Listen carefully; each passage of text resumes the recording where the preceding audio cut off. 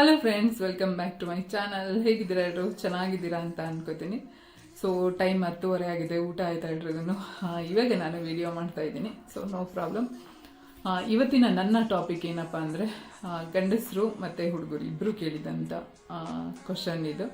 ಏನಪ್ಪ ಅದು ಅಂದರೆ, ಸೆಕ್ಸ್ ಮಾಡೋವಂಥ ಟೈಮಲ್ಲಿ ಯಾಕೆ ಮಹಿಳೆಯರು ಸೌಂಡ್ ಮಾಡ್ತಾರೆ. ಸೊ ಯಾವ ಸೌಂಡ್ ಅನ್ನೋದು ಬೇಡ, ಯಾಕೆ ಸೌಂಡ್ ಮಾಡ್ತಾರೆ ಆ ಥರ ಅಂತ ಕೇಳಿದ್ರಿ. ಮತ್ತು ಇನ್ನು ಕೆಲವರು ಹೇಳಿದ್ರಿ, ಏನೂ ಅವರು ಎಕ್ಸ್ಪ್ರೆಸ್ಸೇ ಮಾಡೋದಿಲ್ಲ, ಸೆಕ್ಸ್ ಮಾಡೋವಂಥ ಟೈಮಲ್ಲಿ ಸುಮ್ಮನೆ ಇರ್ತಾರೆ, ಯಾಕೆ ಆ ಥರ ಅಂತ ಹೇಳಿದ್ರಿ. ಸೊ ಅದಕ್ಕೋಸ್ಕರ ಇವತ್ತು ಆ ಟಾಪಿಕ್ ತೊಗೊಂಡು ವಿಡಿಯೋ ಮಾಡ್ತಾಯಿದ್ದೀನಿ. ಸೊ ವಿಡಿಯೋ ಸ್ಟಾರ್ಟ್ ಮಾಡೋಣ. ಅದಕ್ಕಿಂತ ಮುಂಚೆ ಇನ್ನು ಯಾರೆಲ್ಲ ನನ್ನ ಚಾನಲ್ನ ಸಬ್ಸ್ಕ್ರೈಬ್ ಮಾಡ್ದೆ ನೋಡ್ತಿದ್ದೀರಿ, ಪ್ಲೀಸ್ ಸಬ್ಸ್ಕ್ರೈಬ್ ಮಾಡ್ಕೊಳ್ಳಿ. ಹಾಗೆ ಪಕ್ಕದಲ್ಲೇ ಇರುವಂತಹ ಬೆಲ್ ಐಕನ್ ಪ್ರೆಸ್ ಮಾಡೋದನ್ನು ಸಹ ಮರಿಬೇಡಿ. ಓಕೆ, ವಿಡಿಯೋ ಸ್ಟಾರ್ಟ್ ಮಾಡೋಣ. ಮನುಷ್ಯ ಅಂತ ಹುಟ್ಟಿದ ಮೇಲೆ ಮನುಷ್ಯಂಗೆ ತನ್ನದೇ ಆದ ಒಂದೊಂದು ಫೀಲಿಂಗ್ಸ್ನ ಹೊರಗಡೆ ಹಾಕುವಂಥ ಗುಣ ಇರುತ್ತೆ. ಅಂದರೆ ಅದು ಕಷ್ಟ ಆಗಿರಲಿ, ಸುಖ ಆಗಿರಲಿ, ಅಳು ಆಗಿರಲಿ, ಬೇಜಾರಾಗಿರಲಿ, ಕೋಪ ಆಗಿರಲಿ.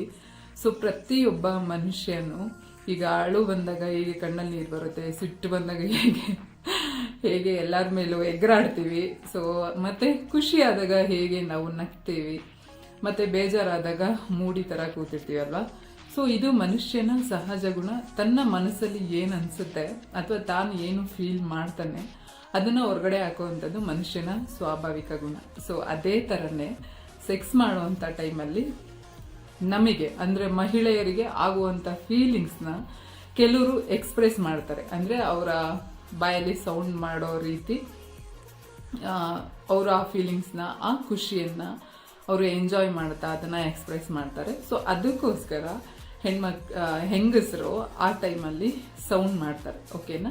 ಸೊ ಅದೊಂದೇ ಟೈಮಲ್ಲಿ ಆ ಥರ ಹೆಂಗಸರು ಮಹಿಳೆಯರು ಸೌಂಡ್ ಮಾಡೋದೇ ಹೊರತು ಆ ಥರ ಬೇರೆ ಇನ್ಯಾವ ಟೈಮಲ್ಲೂ ಆ ಒಂದು ಏನು ಎಕ್ಸ್ಪ್ರೆಸ್ ಮಾಡಿಕೊಂಡು ಯಾರು ಖುಷಿ ಪಡೋದಿಲ್ಲ.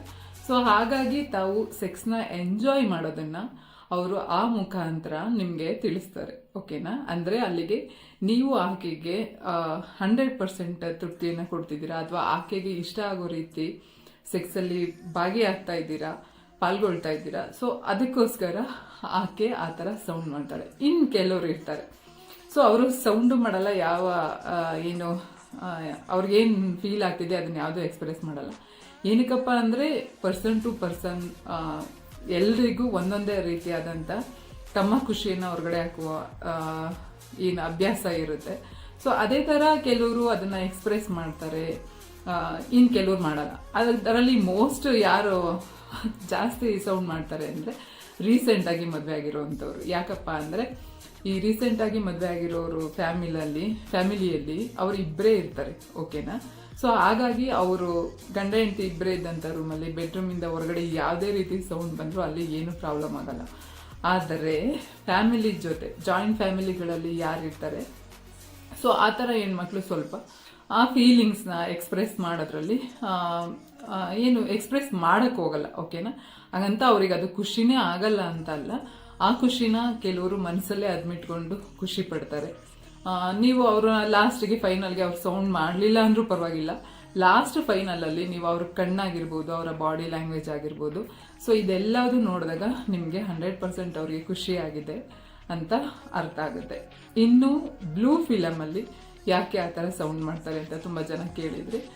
ಏನಕ್ಕೆ ಅಂದರೆ ಅದು ಫಿಲಮ್. ಓಕೆನಾ? ಫಿಲಮಲ್ಲಿ ಫೈಟು, ನಗು, ಅಳು, ಸಾಂಗ್ಸ್ ಎಲ್ಲದೂ ಹೇಗಿರುತ್ತೆ, ಸೊ ಅದೇ ಥರನೇ ಬ್ಲೂ ಫಿಲಮಲ್ಲಿ ಅದು ಒಂದು ಪಾರ್ಟ್ ಆಫ್ ಬ್ಲೂ ಫಿಲಮ್ ಆಗಿರುತ್ತೆ.